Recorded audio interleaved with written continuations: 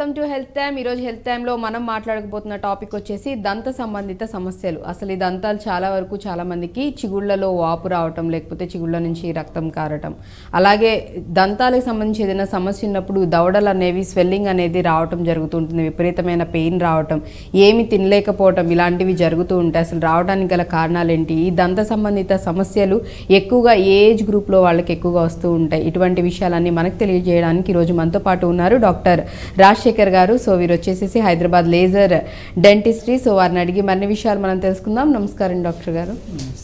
So బేసిక్గా దంత సంబంధిత సమస్యలు అనేవి పర్టికులర్గా ఈ ఏజ్ వారిలోనే ఎక్కువగా కనిపిస్తుందని అనుకోవచ్చా, లేకపోతే అన్ని వయసుల వారికి కూడా ప్రాబ్లమ్స్ వచ్చే అవకాశం ఉందంటారా? అన్ని వయసుల వాళ్ళకి ఉంటుందమ్మా. కాకపోతే ఒక 40 years దాటిన వాళ్ళకి కొంచెం ఇమ్యూనిటీ తగ్గుతూ ఉంటుంది కాబట్టి వాళ్ళలో ఎక్కువగా చూసే అవకాశం కనపడుతుంది. ఓకే. అండ్ అలాగే అంటే రకరకాల సమస్యలు అనేవి మనం చూస్తూ ఉన్నాం. ఒకప్పుడైతే చాలా స్ట్రాంగ్గా ఉండే, ఈవెన్ 60 years వచ్చినా కానీ పళ్ళు అంతే స్ట్రాంగ్గా ఉండే, ఊడిపోవడాలు ఇలాంటివి కూడా జరిగే కాదు. బట్ ఇప్పుడు ఉన్న సిచ్యువేషన్స్లో క్లైమేట్ కండిషన్స్ అవనివ్వండి, ఫుడ్ అవనివ్వండి, what ever it may be, reasons ఏమైనా కానీ చిన్న ఏజ్లో పిల్లల నుంచే స్టార్ట్ అయిపోతుంది పుచ్చిపోవడం పళ్ళు, లేకపోతే ప్రాపర్గా పన్ను షేప్ అనేది ప్రాపర్గా రాకుండా ఉండడము, త్వరగానే అంటే ఎక్కువ సార్లు ఊడిపోతూ ఉండడం, ఇలాంటివి జరుగుతూ ఉన్నాయి పిల్లల్లో కూడా. సో రీజన్స్ ఏమై ఉండొచ్చు అంటారు? కారణాలు డెఫినెట్గా ఫుడ్ అని చెప్పుకోవచ్చు అమ్మా. ఓకే. ఎందుకంటే పాతకాలం అన్నారు కదా మీరు, పాతకాలంలో వచ్చేసి మనం తీసుకునేటువంటి అన్నీ కూడా ముడి పదార్థాలు, అంటే రిఫైన్డ్ కార్బోహైడ్రేట్స్ చాలా తక్కువగా ఉండేవి, లైక్ షుగర్స్, తర్వాత కన్ఫెక్షనరీస్ అంటే చాక్లెట్స్ కానీ, బిస్కెట్స్ కానీ, లేకపోతే పిజ్జాస్ కానీ, బర్గర్స్ కానీ, ఇలాంటి stored foods and instant foods ఏవైతే ఉన్నాయో ఇదివరకు తీసుకునేవాళ్ళు కాదు. ఇదివరకు అన్నీ కూడాను హై ఫైబర్ కంటెంట్ ఉన్నటువంటి ఫుడ్స్ తీసుకునేవాళ్ళు, న్యాచురల్ ఆర్గానిక్ ఫుడ్స్ తీసుకునేవాళ్ళు. కాబట్టి వాళ్ళకి జనరల్గా న్యాచురల్గా రెసిస్టెన్స్ బాగుంటుంది. రెసిస్టెన్స్ బాగున్నప్పుడు జనరల్గా చిగుర్లు కూడా చక్కగా గట్టిగా ఉంటాయి. అండ్ ఫైబర్ ఫుడ్ వల్ల మనకి దంతాల మీద అతుక్కోవటం కూడా ఉండదు. అదే చాక్లెట్స్ కానీ, బిస్కెట్స్ కానీ, కన్ఫెక్షనరీ ఫుడ్స్ ఏవైతే ఉన్నాయో అవి పళ్ళ మీద అతుక్కుని అవి సూక్ష్మక్రిముల్ని అట్రాక్ట్ చేసి ఆ ఫుడ్ని తిన్న సూక్ష్మక్రిములు ఒక యాసిడ్ లాంటి సబ్స్టెన్స్ని ప్రొడ్యూస్ చేస్తుంది. దానివల్ల ఆ పంటి గాడి మీద చిన్న యాసిడ్ సబ్స్టెన్స్ వల్ల రంధ్రాలు మొదలవుతాయి, స్మాల్ హోల్ లాగా మొదలవుతుంది. అది డీప్గా వెళ్ళి ఆ పెద్ద హోల్ లాగా అయ్యి రక్తం సప్లై దాకా వెళ్తే నొప్పి అది రావడం జరుగుతుంది. ఇది పాతకాలం ఫుడ్ పద్ధతులకి ఇప్పుడు ఫుడ్ పద్ధతులకి ఉన్నటువంటి difference. You stick on to the basic foods, nothing will happen. Refined foods, baked foods ఇవన్నీ తీసుకోవడం వల్ల ఇంత చేంజెస్. అలాగే మనం ఏదన్నా పాడవడానికి, జబ్బు రావడానికి ఒకటి భోజనం అయితే, రెండోది మనం ఎలా మెయింటైన్ చేస్తున్నాము అనేది. రాత్రిపూట బ్రష్, నన్ను అడిగితే పర్సనల్గా నేను చెప్పేది ఏంటంటే, రాత్రిపూట భోజనం అయిపోయిన తర్వాత ఇంకా ఏమీ తినము తాగము అని డిసైడ్ చేసుకున్నప్పుడు బ్రష్ చేసుకున్నట్లయితే మనకి పంటికి మధ్యలో ఇరుక్కున్న ఆహారం ఏదైతే ఉందో అది పోవటం వల్ల చిగురు జబ్బు రాదు, పంటి మీద గాడిలాగా ఉంటుంది. దాంట్లో ఎప్పుడైతే భోజనం అతుక్కుంటుందో ఆ భోజనం పోవటం వల్ల సూక్ష్మక్రిములు చేరకుండా ఉంటాయి, పుచ్చు లాంటివి లేకుండా ఉంటాయి. మన ప్రపంచంలో 70% మందికి పుచ్చు పళ్ళు ఉండటం అనేది సర్వసహజంగా ఉంటుంది అని వరల్డ్ రిపోర్ట్ తెలియజేస్తుంది. ఈవెన్ కామన్ కోల్డ్ కంటే ఎక్కువగా కనిపించేటువంటి జబ్బు టూత్ డీకే అని అంటారు. ఓకే.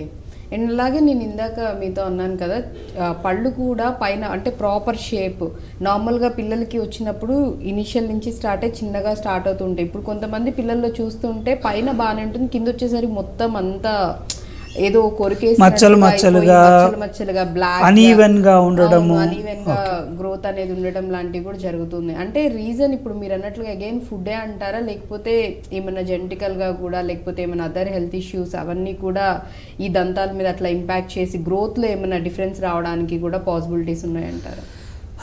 మీరు చెప్పిన ఇవి అదర్ ఫ్యాక్టర్స్ అనేవి లిమిటెడ్గా ఉంటుందమ్మా. ఓకే. అయితే ఇన్ జనరల్ మనం ఏమనుకుంటాం అంటే పళ్ళు బయటికి వచ్చిన తర్వాత పోషకాహారం తీసుకుంటే పళ్ళు బాగా గట్టిగా ఉంటాయి అనుకుంటారు.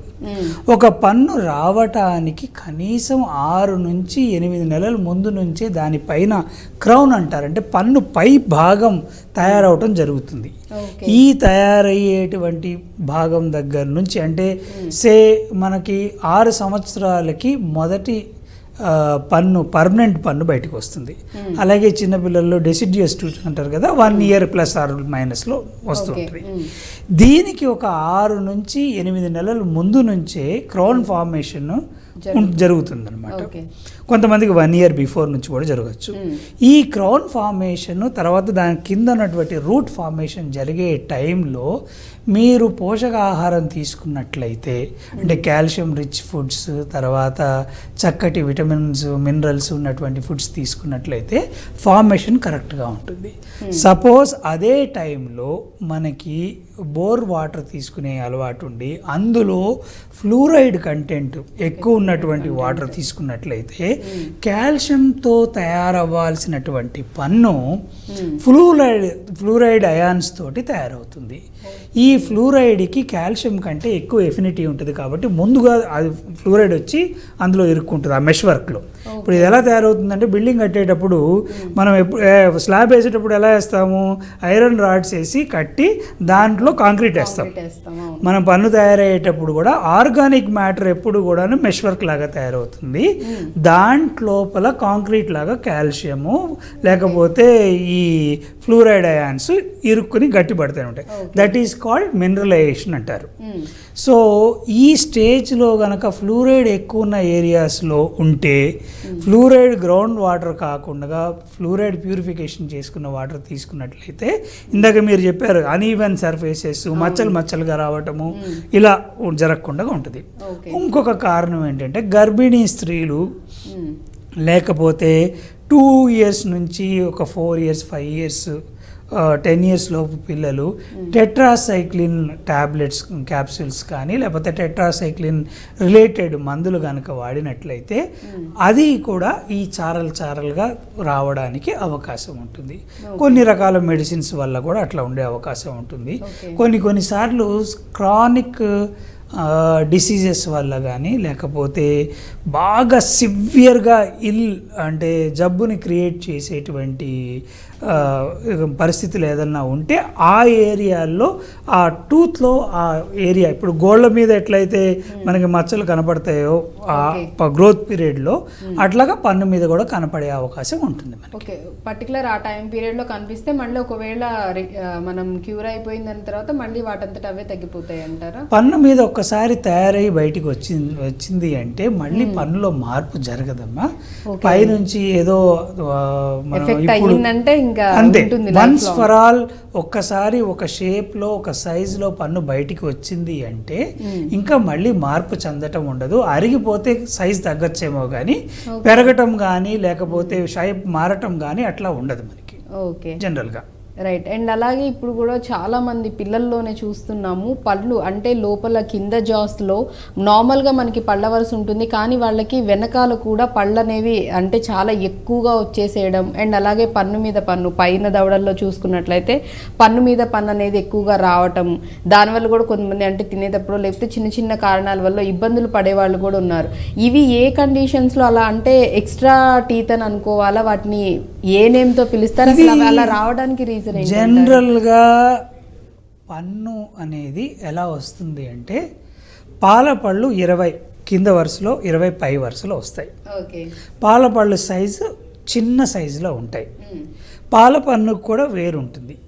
క్రింద నుంచి ఇప్పుడు సపోజ్ ఇది పాల పన్ను అనుకోండి, క్రింద నుంచి పర్మనెంట్ పన్ను ఇలా పైకి వచ్చినప్పుడు ఈ పాలపన్ను వేరుని ఇలా ప్రెషర్ ఇచ్చినప్పుడు ఈ వేరు కరిగిపోతూ పై వరకు వచ్చినప్పుడు ఈ పైన ఉన్నటువంటి పన్ను భాగం చిగురు మీద నుంచి పడిపోతుంది.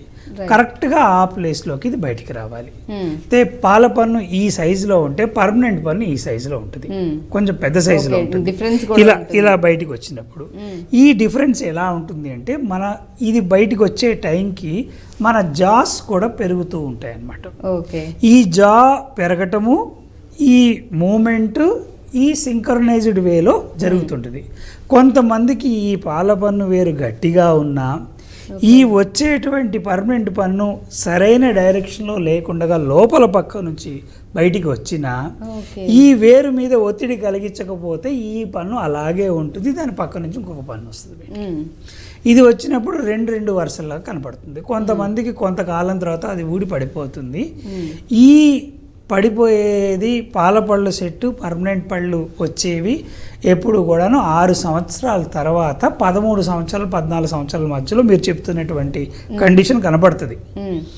ఇది న్యాచురల్గా జరిగిపోయేటువంటి ప్రాసెస్. ఇందాక నేను చెప్పాను కదా, పాల పన్ను అలాగా ఉండి వేరే డైరెక్షన్లో బయటికి పర్మనెంట్ పన్ను వచ్చినప్పుడు దగ్గరలో ఉన్న డెంటిస్ట్ దగ్గరికి వెళ్ళి ఆ పాల పళ్ళని తీయించేసుకుంటే అక్కడ స్పేస్ క్రియేట్ చేస్తే అందులో నుంచి మళ్ళీ పర్మనెంట్ పన్ను బయటకు వస్తుంది.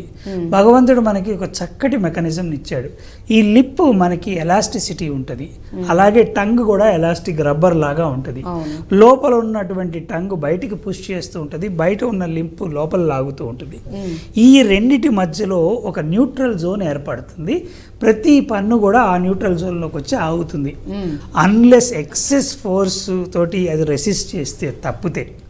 సో ఈ పళ్ళు ఎప్పుడైతే మనము పాల పళ్ళు ఊడిపోకుండా లోపల నుంచి పర్మనెంట్ పన్ను దాని ప్లేస్లో వెనక వచ్చింది అనుకోండి, ముందు పాల పన్ను తీయించేసుకున్నాను అనుకోండి, ఏ అనుమానం లేకుండా లోపల పర్మనెంట్ పన్ను ఉంటే డెఫినెట్గా అక్కడ వచ్చేస్తుంది. ఓకే, అంటే కొంతమంది ఎక్కువ టీనేజ్ పిల్లల్లో చూడడం జరిగింది. సో అలాంటి సిచ్యువేషన్ వాళ్ళు కొంతమంది చెప్తుంటారు, టీనేజ్కి వచ్చేటప్పటికి మళ్ళీ అది వేరే పద్ధతి. ఓకే, ఈ ఎగుడు దిగుడు పళ్ళు ఎక్కువ శాతం చూస్తారు మీరు టీనేజ్కి వచ్చేటప్పటికి. ఇప్పుడు ఎస్పెషల్లీ ఈ కూర పళ్ళు 2 పైకి వచ్చి ఉంటాయి, 2 పళ్ళు ఎక్కువగా వచ్చి ఉంటాయి. కొంతమందికి పళ్ళు ఎత్తుగా ఉంటాయి, అంటే ఈ నోట్లో చిన్నప్పుడు వేలు వేసే హ్యాబిట్ ఉంటుంది, థంబ్ సకింగ్ హ్యాబిట్ అంటారు. లేదా మాట్లాడేటప్పుడు నాలుకతోటి అంగిలిని ఒత్తి మాట్లాడటం ఒకటి అలవాటు అవుతుంది.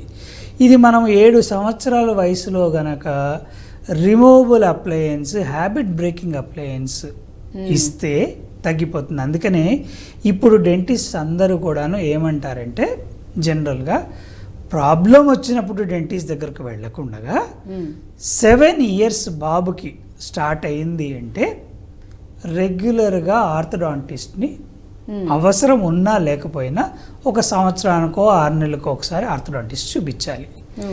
3 సంవత్సరాల లోపల నుంచి డెంటిస్ట్ దగ్గరికి పిల్లవాడిని కానీ పాపని కానీ తీసుకెళ్ళటం అలవాటు చేయాలి. అక్కడున్న అట్మాస్ఫియర్ ఫస్ట్ ఆఫ్ ఆల్ 1 yearకి వస్తాయి పళ్ళు, దాని మీద ఏమన్నా ఫ్లూరోసిస్ కానీ లేకపోతే ఏమన్నా పుచ్చిపోవటం. కొంతమందికి ఏమవుతుందంటే చిన్న పిల్లల్లో 2 years, 2.5 years, 3 years పిల్లలకు కూడా ఈ పళ్ళన్నీ మల్టిపుల్గా పుచ్చిపోయి ఉంటాయి అన్నమాట. అది ర్యాంపెంట్ కేరీస్ అంటారు. చాలా వరకు తల్లులు ఈ మధ్య కాలం అంటే ఇప్పుడున్న పరిస్థితుల్లో పని ఒత్తిడిలో కానివ్వండి, రాత్రిపూట పొద్దునంతా పనిచేసి వచ్చి మళ్ళీ రాత్రి పడుకోకుండా ఉండడం అంటే కష్టం కాబట్టి నోట్లో పాల బాటిల్ పెట్టేసి పడుకోబెట్టేస్తారు. ఆ పాలల్లో కలిపినటువంటి షుగర్ ఏదైతే ఉందో ఆ పాలు తాగేసినాక కూడా ఆ పాలు అలాగే పళ్ళ మీద ఉండటం వల్ల ఆ షుగర్ బ్యాక్టీరియాని అట్రాక్ట్ చేస్తుంది. ఇందాక చెప్పినట్టుగా bacteria will eat that carbohydrate food and releases one acidic natured substance that will cause decay. పళ్ళు పుచ్చిపోవడానికి అది కారణం. అది బాటిల్తో తాగుతారు కాబట్టి ముందు పై పళ్ళు ఒక 6 పళ్ళు, వెనకాల కింద సైడ్ కింద దవడ ఇటుపక్క 4 ఇటుపక్క 4 పుచ్చిపోవడం అనేది కనబడుతుంది. అది క్లియర్ కట్గా బాటిల్ కేరీస్ సిండ్రోమ్ అంటారనమాట. సో అలా ఉండడానికి అవకాశం ఉంటుంది కాబట్టి 3 సంవత్సరాలు 2 సంవత్సరాల నుంచి సంవత్సరానికి ఒకసారి డెంటిస్ట్ దగ్గర తీసుకెళ్తే వాళ్ళకి ఒక రకమైనటువంటి ఫోబియా డెవలప్ అవ్వదు. లేకపోతే ఆ మెషిన్లన్నీ చూడంగానే భయపడటము, అయ్యో ఏడవటము, ఏం చేయకముందే ఏడవటం అట్లా ఉంటుంది. చిన్నప్పటి నుంచి వెళ్ళటం అలవాటు అయింది అనుకోండి, మాట్లాడి పంపిస్తున్నారు అనుకోండి, చెకప్ అయిపోతే ఏం కాదు అన్నట్టుగా ఉంటుంది, అలవాటు పడతారు. So this is the best way to avoid that. Suppose వచ్చింది అనుకోండి, అప్పుడు ట్రీట్మెంట్ చేయించుకోవాలి. ఓకే, అసలు రెగ్యులర్గా నార్మల్గా అంటే కామన్ పర్సన్ పీపుల్ రెగ్యులర్గా అంటే ఇయర్లీ ఎన్నిసార్లు డెంటల్ చెకప్స్ చేయించుకుంటే మంచిది అంటారు? 6 నెలలకు ఒకసారి అంటారు, కానీ ప్రాక్టికల్గా కనీసం ఇయర్లీ వన్స్ అన్న వెళ్ళటం మంచిది. ఇయర్లీ వన్స్ ఒకసారి వెళ్ళి చెక్ చేయించు. ఎక్కువగా పుచ్చిపోతున్నాయి పళ్ళు అనుకునే వాళ్ళు 6 నెలలకు ఒకసారి వెళ్ళచ్చు. ఏ జబ్బు లేదనుకోండి సంవత్సరానికి ఒకసారి. సో ఎటువంటి ఇష్యూ లేదనుకున్న వాళ్ళు ఇయర్లీ వన్స్ ఒకసారి వెళ్తే. మీకు తెలియక ఇష్యూ లేదు అనుకుంటారు, ఇష్యూ ఉండొచ్చు. సపోజ్ గమ్ డిసీజ్ తీసుకోండి, gum disease half of the way వరకు డ్యామేజ్ అయ్యి నోరు వాసన రావటము లేకపోతే పళ్ళు కదలటం వరకు తెలియదు పేషెంట్కి. ఓకే, నాకు గమ్ డిసీజ్ ఉందనుకోడు, కొంచెం ఇనీషియల్ స్టేజ్లో వాసన వచ్చింది అనుకోండి, ఎదుటి మనిషి మీకు చెప్పడానికి కొంచెం హెసిటేట్ చేస్తారు. ఇంట్లో వాళ్ళు అయితే తప్ప, ఇంట్లో వాళ్ళు కూడా చెప్పరు కొన్ని సందర్భాల్లో. ఇంట్లో వాళ్ళు క్లోజర్స్ కొంచెం వాసన వస్తున్నట్టుంది చూసుకో అన్నట్టుగా చెప్తారు, కానీ బయట వాళ్ళు ఎవరు చెప్పడం కంప్లైంట్ కూడా చేయరు కదా, డెలికేట్ ఇష్యూ కదా. సో మీరు వెళ్ళి డెంటిస్ట్ని కలిస్తే ఏమైనా గమ్ రిలేటెడ్ ప్రాబ్లమ్స్ ఉన్నాయేమో చూసుకుంటే అప్పటికప్పుడు చిన్న స్కేలింగ్ చేసుకుని క్లీనింగ్ చేసుకుంటే సరిపోతుంది. బేసిక్గా యాక్చువల్లీ ఈ ప్రాబ్లం చాలా మందిలో మాట్లాడుతున్నప్పుడు నోటి నుంచి దుర్వాసన రావడం అనేది చాలా మందికే ఉంది. అంటే అది పర్టికులర్గా పెద్దవాళ్ళకనో లేకపోతే చిన్నవాళ్ళకని కాదు, చాలా వరకు అన్ని ఏజెస్ వాళ్ళలో కొంతమందిలో కనిపిస్తూ ఉంది. మాట్లాడుతున్నప్పుడు స్మెల్ అనేది వస్తూ ఉంటుంది.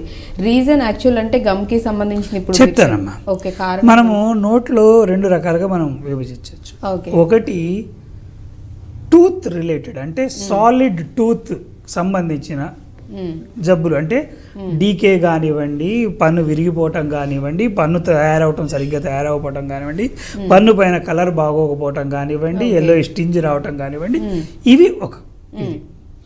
రెండవది పన్ను చుట్టూ ఉన్నటువంటి చిగురు, నోట్లో ఉన్నటువంటి భాగాలు, అంటే చర్మం లాంటిది, అంటే మ్యూకస్ మెంబ్రేన్ అంటారు.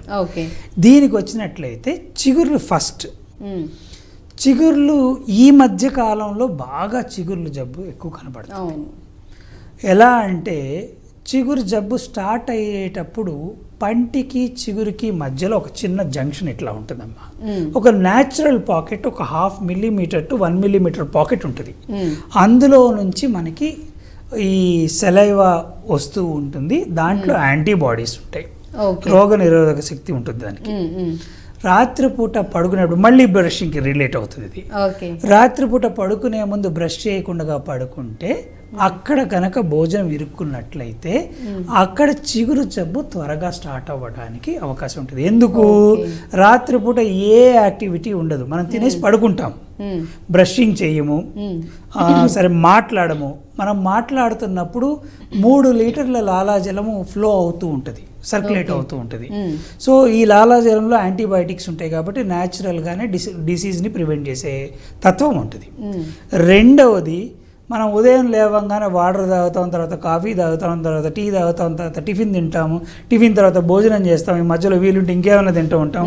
సో ఫుడ్ రీప్లేస్ అవుతూ ఉంటుంది, స్టాగ్నేటెడ్గా ఒక చోట ఒకటి ఉండదు. రాత్రిపూట అనుకోండి మీ తిండి పడుకున్నది అలాగే ఉండిపోద్ది. సో నైట్ టైం బ్రషింగ్ చేయటం వల్ల చిగుర్లు జబ్బులు కూడా పోతాయి, రాకుండా ఉంటాయి. రెండవది, పంటికి మధ్యలో భాగం ఏదైతే ఉందో అందులో భోజనం ఇరుక్కోవటం అనేది జనరల్గా జరుగుతుంది. మనకి ఇక్కడ అలవాటు లేదు, కానీ డెంటల్ ఫ్లాస్ అని ఇప్పుడు అలవాటు చేసుకుంటున్నారు.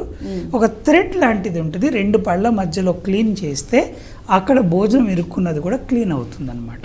దానివల్ల కూడా ఈ చిగురు జబ్బులు స్టార్ట్ అవుతాయి.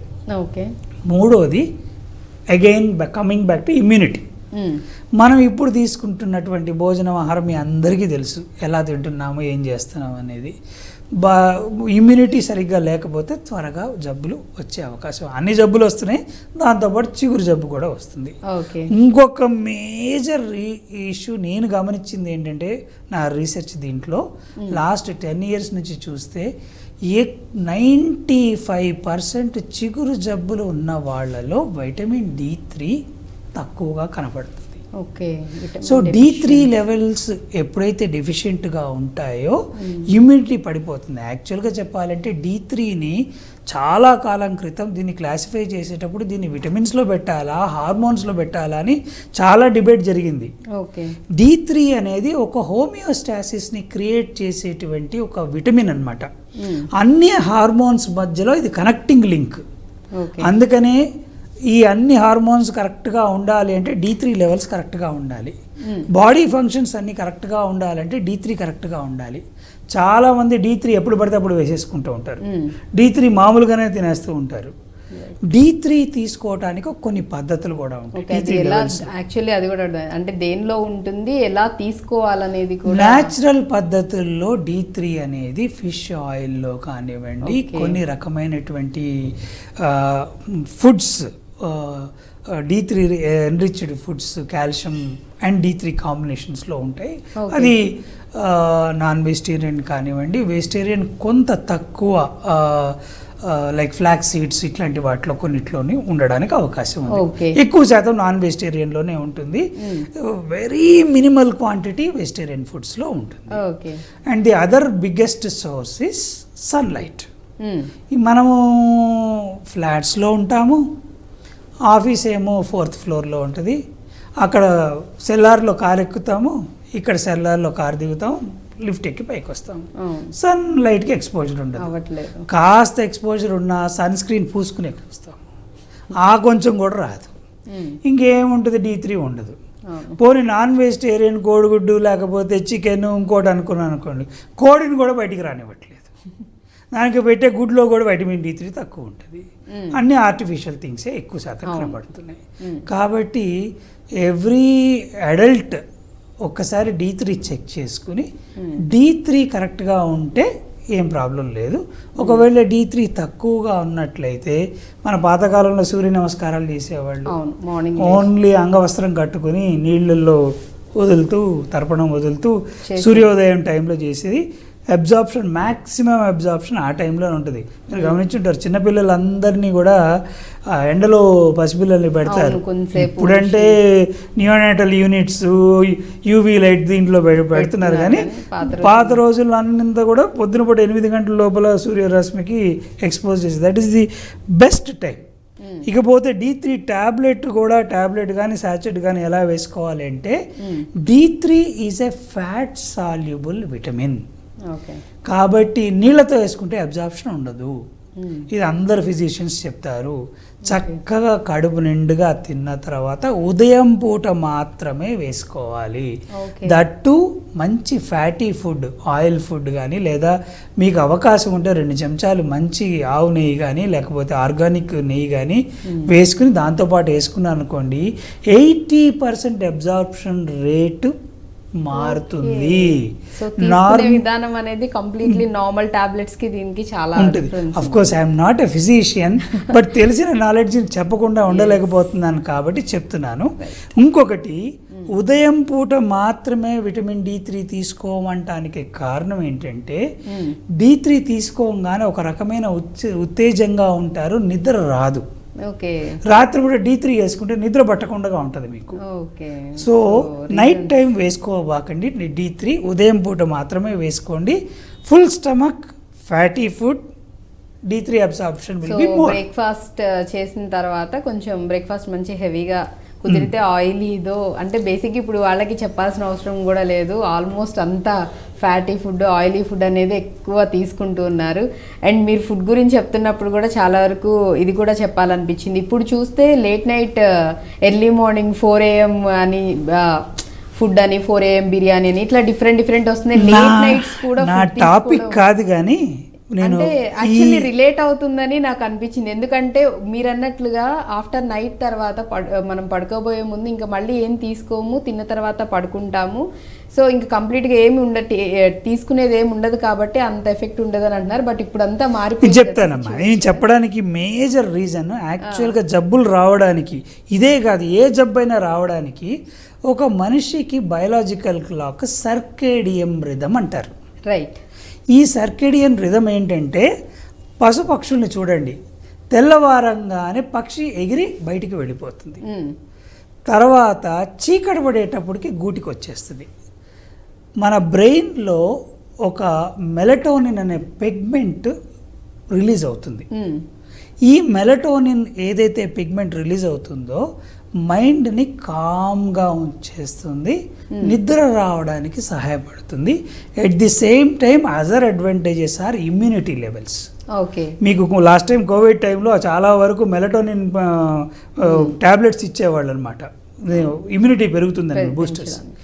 ఈ ఉదయం డే బ్రేక్ అవ్వంగానే సూర్యుడు రైజ్ అవ్వంగానే మనం లేచిపోవటము, సూర్యాస్తమయం అవ్వంగానే కనీసం పడుకోలేకపోయినా భోజనం చేయటం ఆపటం, ఇది మనం ప్రపంచంలో అన్ని జీవకోటి తోటి సమానంగా మనం ఉండేటట్లయితే ఏమి చేయాల్సిన అవసరం లేదు, అన్నిటితో పాటు మనం కూడా ఆరోగ్యంగా ఉంటాం. కానీ మనిషి ఒక్కడే ఇవన్నీ బ్రేక్ చేస్తూ వచ్చేది. అందుకనే మనిషి అనుభవిస్తున్నాడు రకరకాల కొత్త జబ్బులన్నింటినీ కూడా. ఈ సాయంత్రం 6:30 తర్వాత భోజనం చేయకుండా ఉండండి అని పెద్దలు చెప్పేది ఎందుకంటే మన శరీరంలో ఉన్నటువంటి అన్ని గ్రంథులు ఇంక్లూడింగ్ ప్యాంక్రియాస్ రెస్టింగ్ టైం అది. ఆ రెస్టింగ్ టైంలో ఏం చేస్తామంటే రాత్రిపూట డిన్నర్ పార్టీ పెట్టి మనం బాగా లోపలికి వేసి మనం ఆ టైంలోనే ఈ గ్రంథులన్నిటిని, అంటే ఈ ప్యాంక్రియాస్ కానివ్వండి, మిగిలిన పిట్యూటరీ గ్లాండ్స్ కానివ్వండి, అన్నిటినీ కూడాను పని చేయని ఎక్స్ట్రా లోడ్ చేయిస్తున్నాము. ఇది కొంతకాలం ఎద్దు ఎంతకాలం పరిగెత్తుద్ది, కొంతకాలం పరిగెత్తుద్ది, ఆ తర్వాత మొరాయించి నా వల్ల కాదు అని వదిలేస్తుంది. ప్యాంక్రియాస్ కూడా అట్లాగే. దీంతో పాటు శరీర బరువు, ఎయిమ్స్ వాళ్ళు ఒక రీసెర్చ్ చేశారు. Surface area of the body is equal to the insulin diabetes involving system అని చెప్పి అన్నారు. ఎట్లా అంటే ప్యాంక్రియాస్, సపోజ్ సే ప్యాంక్రియాస్ ఒక, నా సబ్జెక్ట్ కాదు మళ్ళీ చెప్తున్నాను, ఒక 150 గ్రాములు ప్యాంక్రియాస్ ఒక 150 గ్రాముల ఎంఎల్ ఇన్సులిన్ని ప్రొడ్యూస్ చేస్తుంది అనుకుందాం. అది 60 కేజీలు బాడీ వెయిట్ ఉన్న వాళ్ళకి కరెక్ట్గా సరిపోతుంది. మనం 150 అయి కూర్చున్నాం అనుకోండి, రాత్రిపూట డిన్నర్లు చేసి ప్యాంక్రియాస్ని బాగా వర్క్ చేయించి 150 ml సరిపోతుందా? సరిపోదు. ఆ మిగిలిన షుగరే డయాబెటీస్ కింద అయిపోతుంది.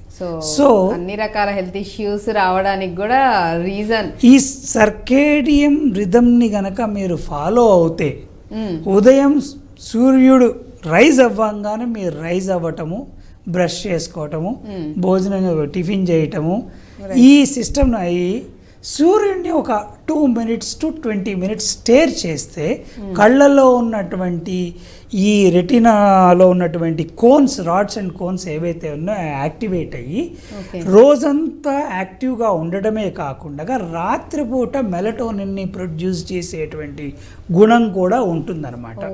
అంత ఇంపార్టెన్స్ ఉంటుంది సూర్యుడికి. మన సూర్యుడినే చూడము మనం.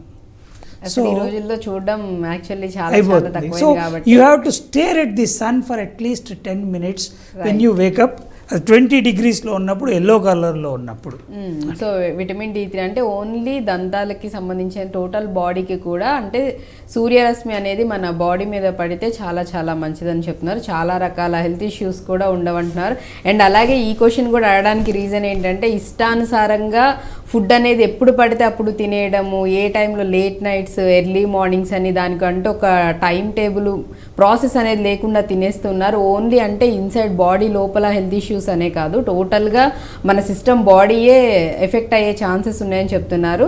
సో ఓన్లీ దంతాలకి మాత్రమే ఎఫెక్ట్ కూడా ఉండదు. ఎందుకంటే మనం ఇక్కడి నుంచే తీసుకోవాలి కాబట్టి ఆబ్వియస్లీ అంతలా తింటూ ఉన్నామంటే ఖచ్చితంగా దంతాలకు కూడా ఇష్యూ అనేది ఖచ్చితంగా వస్తుంది. అది తెలియజేయడానికే సార్ నీ క్వశ్చన్ అడగడం జరిగింది. అండ్ అలాగే చాలామందికి కూడా టీ కాఫీ విపరీతంగా తీసుకునే హ్యాబిట్ ఉంటుంది. అలా తీసుకున్న వాళ్ళలో చాలామందిలో పళ్ళు గార పట్టేయడం అనేది, అంటే పంటి కింద బాగా బ్రౌన్ కలర్లోనే లేకపోతే డార్క్ ఎల్లో కలర్లో రావడం జరుగుతుంది. అండ్ అలా ఇంకొంతమందిలో చూసుకున్నట్లయితే ఈ స్మోకర్స్ అండ్ గుట్కా ఇవన్నీ తినేవాళ్ళు, పాన్ తినే వాళ్ళలో కూడా మొత్తం టీత్ కలర్ అనేది కంప్లీట్గా చేంజ్ అయిపోతుంది. రీజన్ ఏంటి? సో వీళ్ళు ఎటువంటి కేర్ తీసుకోవాలంటారు? ఫస్ట్ ఆఫ్ ఆల్ పళ్ళ టాపిక్ని మనం ఒక్క సెకండ్ పక్కకు పెడితే okay. Tea, coffee CNS stimulants అంటే Okay. ఉత్తేజపరుస్తాయి మనకి జనరల్గా. అవును. ఒకటి. రెండవది ఇండైరెక్ట్గా నర్వస్ సిస్టమ్ని డల్ చేసేటువంటి activity.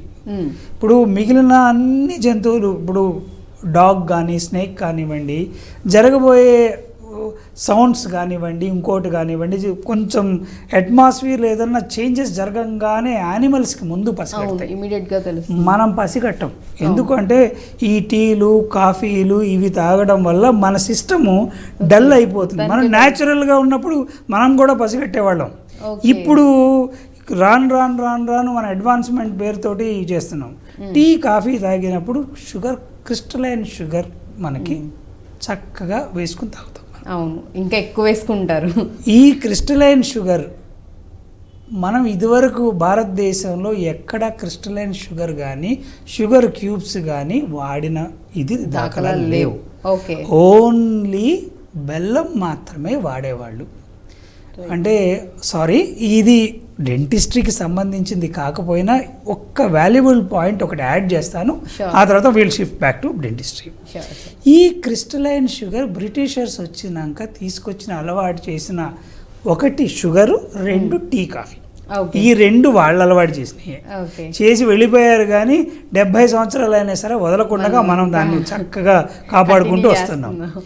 Sugar is the one of the major reasons for lot of diseases in our body. Okay. ఆ షుగర్ని కట్ చేసి కాఫీ, టీ తీసుకోగలిగారు అనుకోండి, 70% డిసీజెస్ని మీరు కంట్రోల్ చేయొచ్చు. ఊబకాయం, obesity, something, 1 tablespoon of sugar is equal to 350 to 400 calories.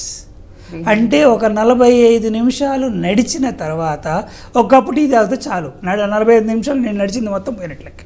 Okay. So by cutting down the sugars, artificial sugars, మీకు తెలుసా sugar ఎట్లా తయారవుద్దో?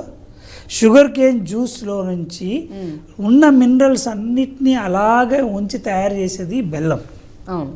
దాంట్లో ఉన్న మినరల్స్ మొత్తం అన్నిటినీ తీసేసి ఇది లేకుండా ఓన్లీ క్యాలరీస్ మిగిలేటువంటి వేస్ట్ పదార్థం మాత్రమే షుగర్, తీపిదనం రావడానికి. సో బెల్లంకి షుగర్కి అంత తేడా ఉంటుంది. రెండవది, ఈ చాలామంది తిట్టుకుంటారేమో మార్కెట్లో షుగర్ చేసేవాళ్ళు నన్ను. రెండవది, ఈ షుగర్ ప్రొడ్యూస్ చేసేది ఇన్స్టెంట్ షుగర్ లెవెల్స్ని పెంచుద్ది, ఇన్స్టెంట్ డ్రాప్ అవుతుంది. డ్రాప్ అవటం కూడా గ్రాఫ్ పైకి వెళ్ళి ఇక్కడ ఆగదు, దీనికంటే కిందకి పడుతుంది. పెరుగుతుంది, పడిపోవడం కూడా కిందకి, గ్రాఫ్ కంటే కిందకు పడుతుంది. పడేటప్పుడు ఒక రకమైన డల్నెస్ వస్తుంది. మళ్ళీ ఒక కప్పు టీ తాగితే కానీ మళ్ళీ యాక్టివ్గా, అంటే you are getting addicted without knowing to yourself. Morning పూట కప్పు తాగటం, పొద్దున్న లేచి పనులన్నీ చేసుకోవడం వేరు.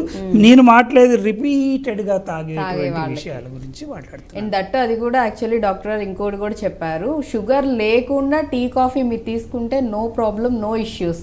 కానీ షుగర్ అనేది ఎక్కువగా వేసుకొని తీసుకోవడం, లేకపోతే ఎక్కువగా ఇంటేక్ అనేది ఈ కాఫీ, టీలో ఉండటం వల్ల ఖచ్చితంగా ఎఫెక్ట్ అన్ని రకాల హెల్త్ ఇష్యూస్కి కూడా, చాలా రకాల హెల్త్ ఇష్యూస్కి షుగర్ అనేది మేజర్ అంటే కారణం అదే అని చెప్తున్నారు. సో కమ్ బ్యాక్ టు మనం ఇప్పుడు డెంటల్ కొద్దాం. దంతాల గురించి, దంతాల మీద చూపించేటువంటి ఎఫెక్ట్ చాలా తక్కువ. అంటే చూడటానికి భయంకరంగా ఎల్లో కలర్లో, బ్రౌన్ కలర్లో ఉండొచ్చు. ఇది బ్రౌన్ కలర్లో కనపడటానికి ఇంకొక కారణం ఏంటంటే, పంటికి చిగురికి మధ్యలో ఇంతకు ముందే చెప్పాను పాకెట్ అంటారు, న్యాచురల్ పాకెట్ అంటారు.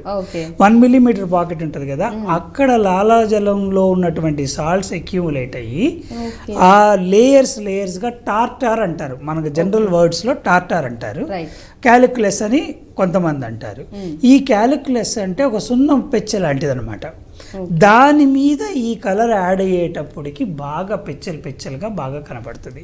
స్మోక్ చేసే వాళ్ళకి, పాన్ పరాగ్ కానీ లేకపోతే ఈ పాన్ కానీ తినేవాళ్ళకి, గుట్కా తినేవాళ్ళకి ఈ వీటిని స్టెయిన్ అవ్వడానికి అవకాశం ఉంటుంది. పళ్ళు న్యాచురల్ పన్ను లోపల కాల్షియం ఉంటుంది, దానిపైన ఒక ఎనామిల్ పొర ఉంటుంది. ఎనామిల్ ఒక సెమీ ట్రాన్స్పరెంట్ గ్లాస్ లాంటి పదార్థం. ఆ పదార్థం వెనకాల ఏం కలర్లో ఉంటుందో కాల్షియం ఆ కలరే బయటికి పన్ను కనపడుతుంది. సే ఫర్ ఎగ్జాంపుల్ మన ఇండియన్స్లోను తర్వాత ఏషియన్ కాంటినెంట్లో లైట్ ఎల్లోయిష్ టింజ్ అనేది లోపల ఎల్లోయిష్ టింజ్ డెంటిన్ ఉండడం వల్ల పైన ఎనామిల్ ఒక క్లియర్ ఎనామిల్ కాకపోయినా బ్లూయిష్ టింజ్లో ఉన్న ఒక సెమీ ట్రాన్స్పరెంట్ ఎనామిల్ లోపల ఏం కలర్ ఉంటుందో ఆ కలర్ కనపడుతుంది.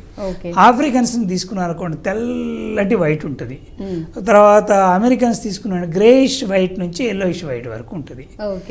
ఇలా కాకుండా చాలామంది నాకు తెల్లబళ్ళు కావాలి, నిజంగా స్టెయిన్స్ ఉంటే క్లీనింగ్ చేసుకోవచ్చు, పాలిషింగ్ చేసుకోవచ్చు.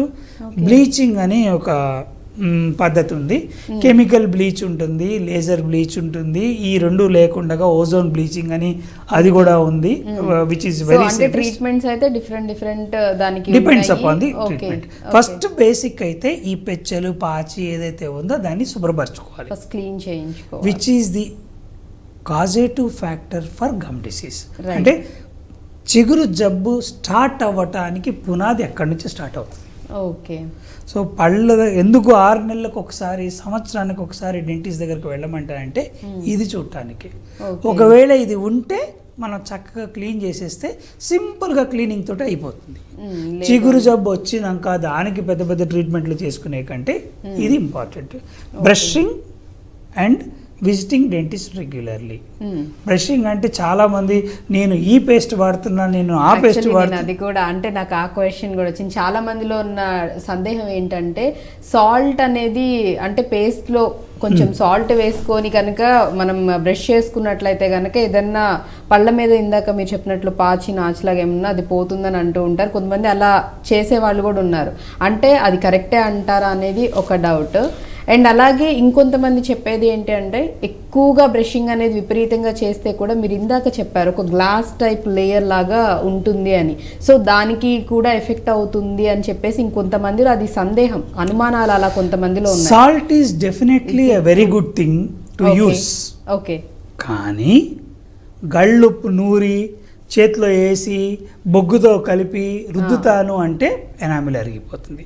ఎస్పెషల్లీ చిగురు ఎక్కడైతే స్టార్ట్ అవుతుందో పన్నుకి, సపోజ్ ఇది పన్ను అనుకోండి, ఇది చిగురు అనుకోండి, ఈ జంక్షన్ ఏదైతే ఉందో ఈ పైన 2.5 మిల్లీమీటర్ల థిక్నెస్ ఉంటే ఇక్కడ లెస్ దాన్ 0.5 మిల్లీమీటర్స్ థిక్నెస్ ఉంటుంది. సో ఇక్కడ బ్రష్ కానీ హార్డ్ బ్రష్ వేసి వెనక్కి ముందుకి చాలా మంది ఇంటి పక్కన వాళ్ళతోటి ఇంట్లో వాళ్ళతోటి మాట్లాడుకుంటూ వెనక్కి ముందుకి బ్రషింగ్ చేస్తారు. ఇది చేయటం వల్ల ఎనామిల్ అరిగిపోతుంది. So brushing should be confined to 2.5 minutes only. 2.5 నిమిషాల కంటే ఎక్కువ బ్రషింగ్ చేయాల్సిన అవసరం లేదు. ఇది చాలా చాలా ఇంపార్టెంట్ ఒకటి.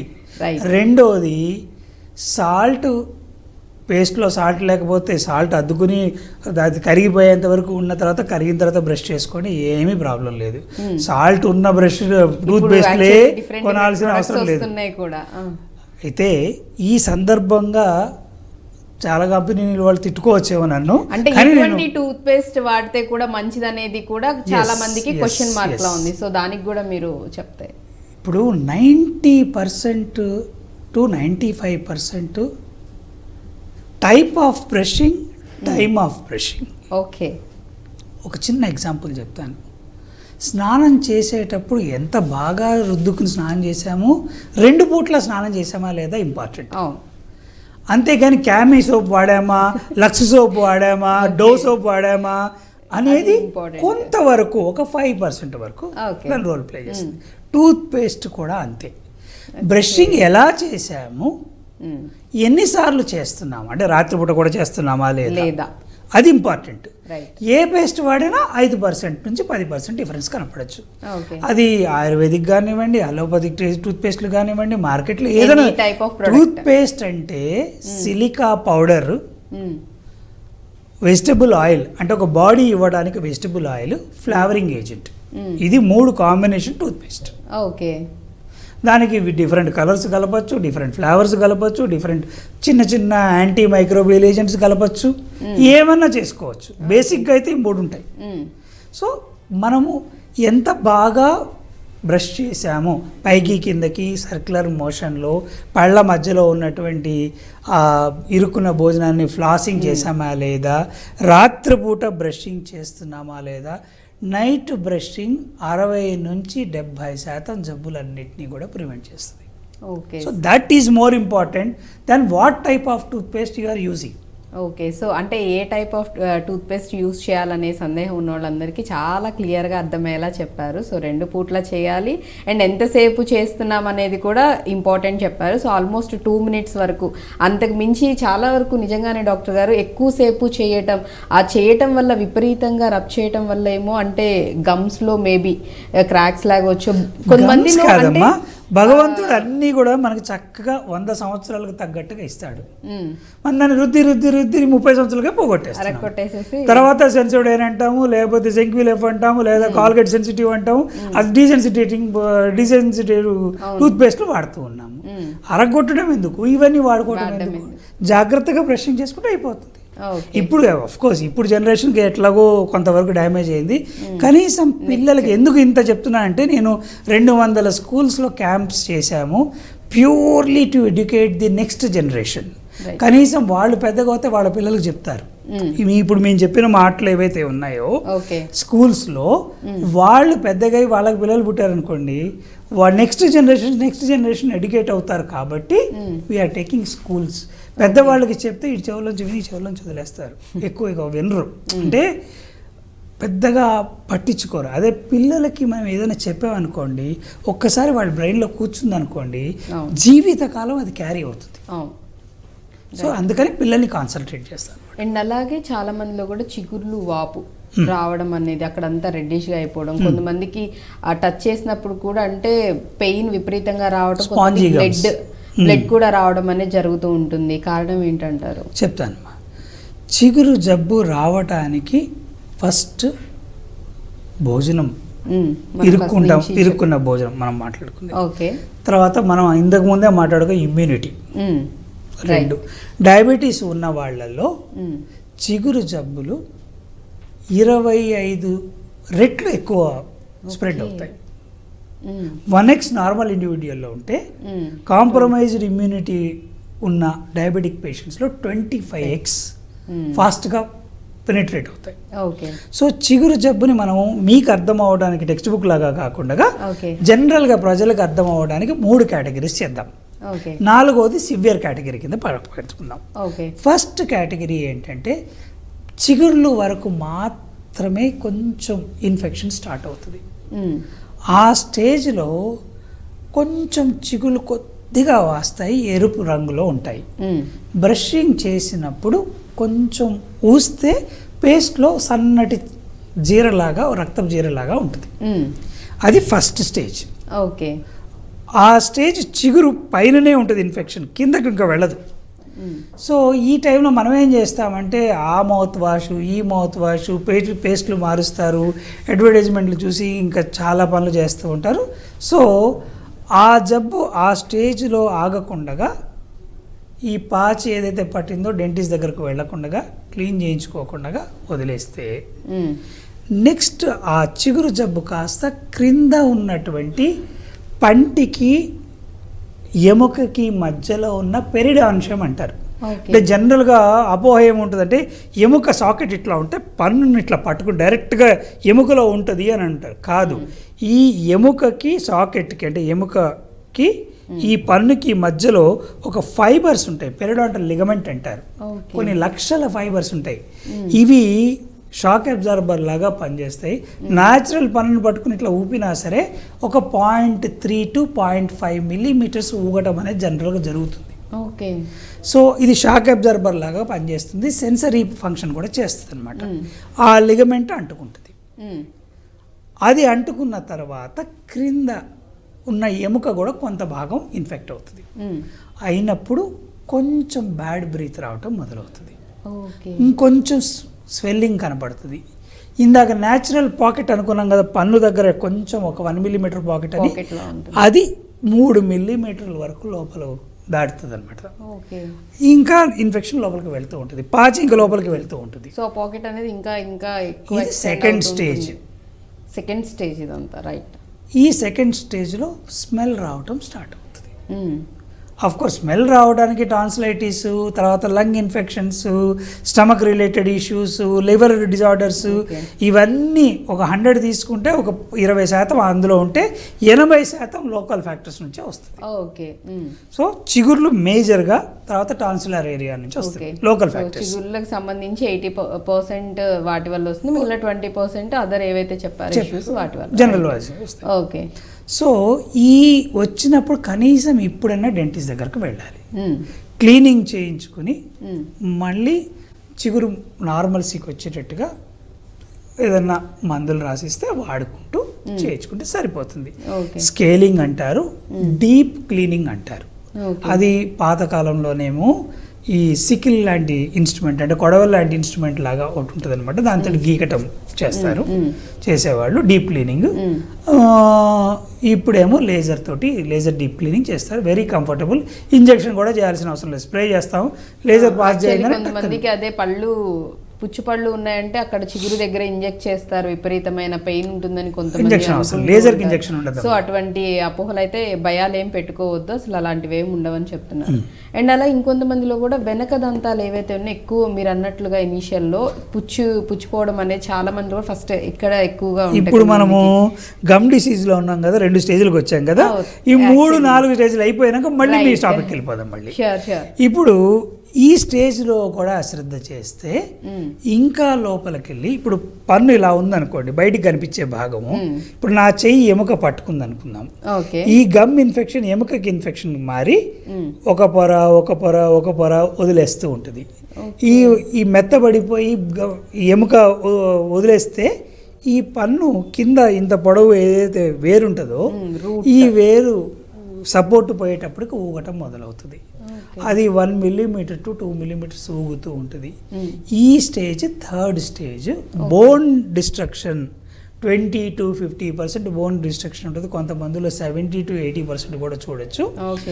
ఈ పళ్ళు ఊగటం జరుగుతుంది అనమాట. ఇది థర్డ్ స్టేజ్, సివియర్ స్టేజ్. కనీసం ఈ స్టేజ్లో ఆల్రెడీ 50% పైన బోన్ డ్యామేజ్ అయినట్లయితే రికవరీ కూడా కొంచెం కష్టపడి చేయాల్సి వస్తుంది.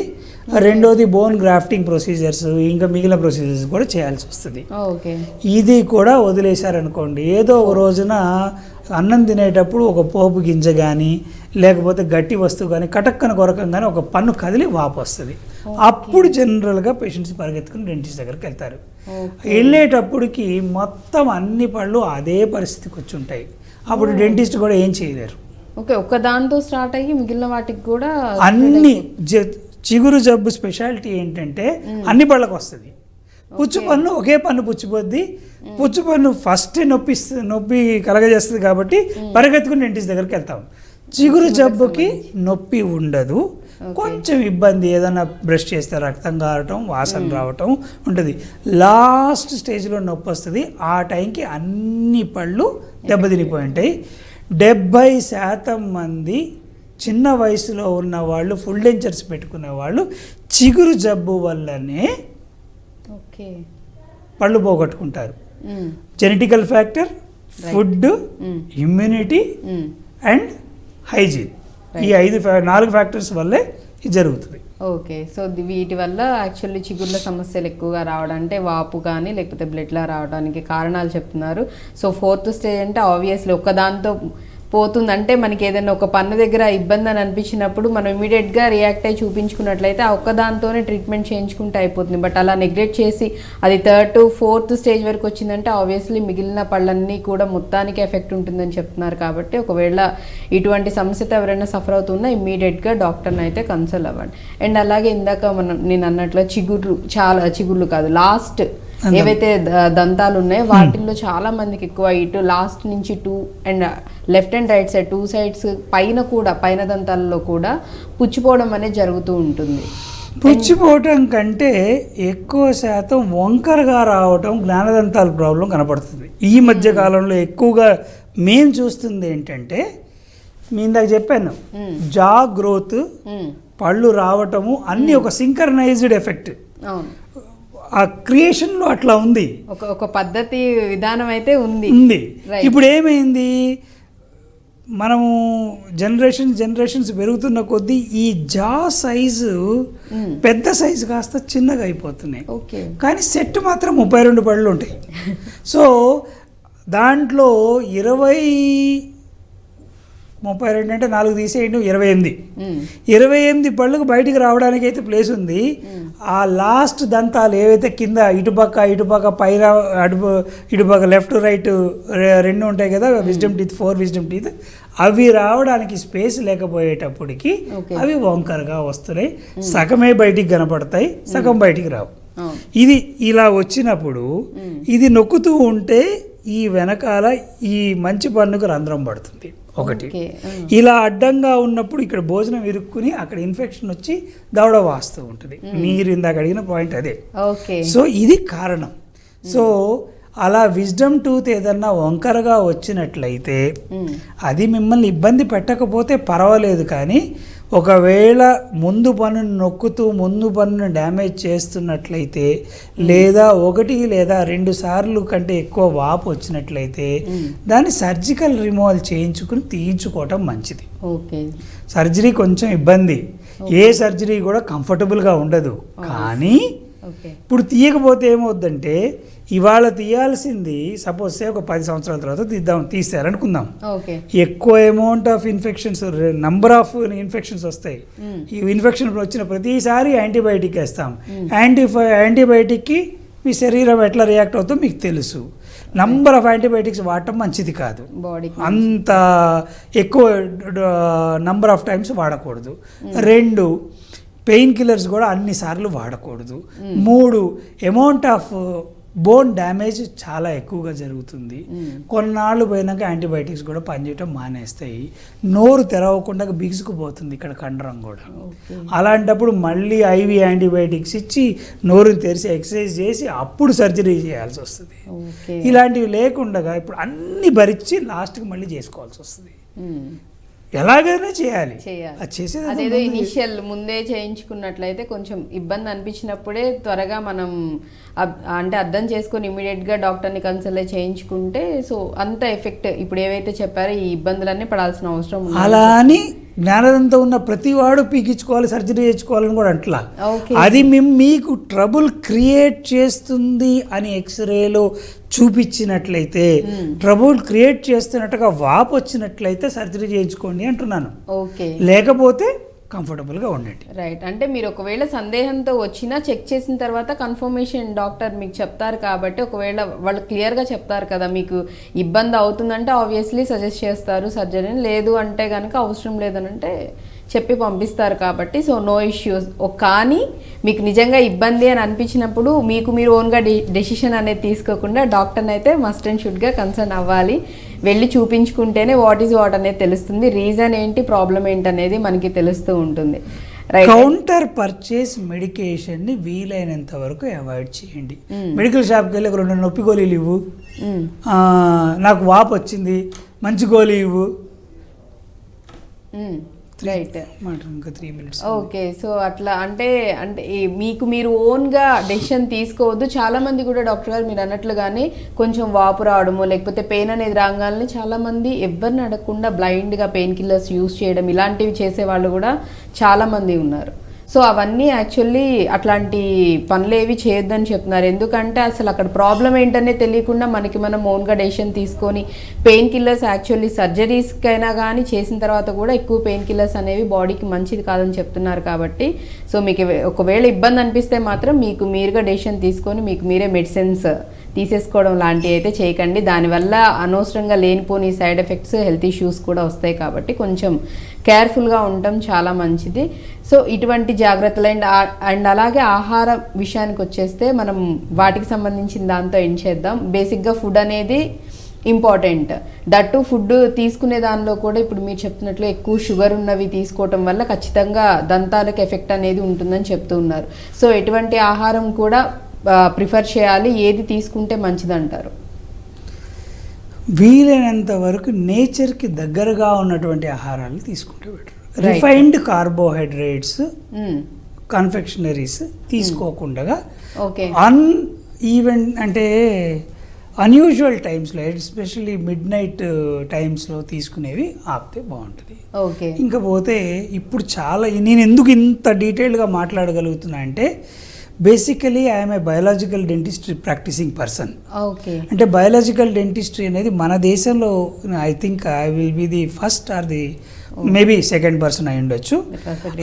బయట దేశాల్లో ప్రపంచం మొత్తంలో ఒక 400 నుంచి 500 మంది హోలిస్టిక్ అప్రోచ్ తోటి న్యాచురల్గా వీలైనంత వరకు ప్రివెంటివ్ మెజర్స్ తోటి ఒకవేళ వాడినా సరే కూడా బాడీ మౌత్ రెండింటినీ కలిపి కంప్లీట్గా ఒక ఆరోగ్యమైనటువంటి పద్ధతిలో ఉంచాలి అనే దృష్టితోటి చేసేటువంటి ప్రాక్టీస్ చేసేదే బయాలజికల్ డెంటిస్ట్రీ. వాడేటువంటిది కూడా ప్రాక్టీస్ చేసేది కూడా టాక్సిన్ ఫ్రీ డెంటిస్ట్రీ ప్రాక్టీస్ చేస్తాము. డిఫరెంట్ టైప్ ఆఫ్ యాక్చువల్లీ డెంటిస్ట్రీస్ వచ్చాయి, బట్ మనకి సమయం లేకపోవడం వల్ల దాని గురించి కూడా మాట్లాడే అవకాశం రాలేదు. బట్ కానీ ఖచ్చితంగా ఫర్దర్ ఎపిసోడ్స్లో మనం ఇన్ డీటెయిల్గా వాటికి సంబంధించి కూడా, ఎందుకంటే చాలా చాలా మెడిసిన్ దీని పరంగా టెక్నాలజీ అనేది చాలా డెవలప్ అయింది. అండ్ దట్టు ఇప్పుడు యాక్చువల్లీ ఏవైతే డెంటిస్ట్రీస్ టైప్స్ చెప్తున్నారో అవన్నీ కూడా చాలా వచ్చాయి. సో వాటికి సంబంధించిన విషయాలు మనం ఖచ్చితంగా ఫర్దర్ ఎపిసోడ్స్లో మాట్లాడదాం. But before that thank you so much doctor గారు. Thank you. చాలా క్లియర్గా ఎవ్రీథింగ్ నీట్గా డీటెయిల్గా ఎక్స్ప్లెయిన్ చేశారు. Thank you for that. It is my pleasure మా. Wish you a very very happy new year for all the I dream viewers. Hopefully I'm clear with what I have spoken with. మీకు అర్థమైందని అనుకుంటున్నాను. ఒకవేళ అర్థం కాకపోతే next time interview జరుగుతున్నప్పుడు మీరు message కానీ లేకపోతే వీళ్ళ స్టూడియోకి ఏదన్నా పంపిస్తే దానికి కావాల్సిన సమాధానాలు అవి మీకు పర్సనల్గా కూడా తెలియజేయడానికి నాకు ఏ అభ్యంతరం లేదు. Thank you for giving this opportunity. Thank you sir. Thank you so much. So చూసారు కదా, ఇది ఇవాల్టి హెల్త్ టైమ్. మరో టాపిక్తో మళ్ళీ మీ ముందుంటాను. Keep watching I dream news.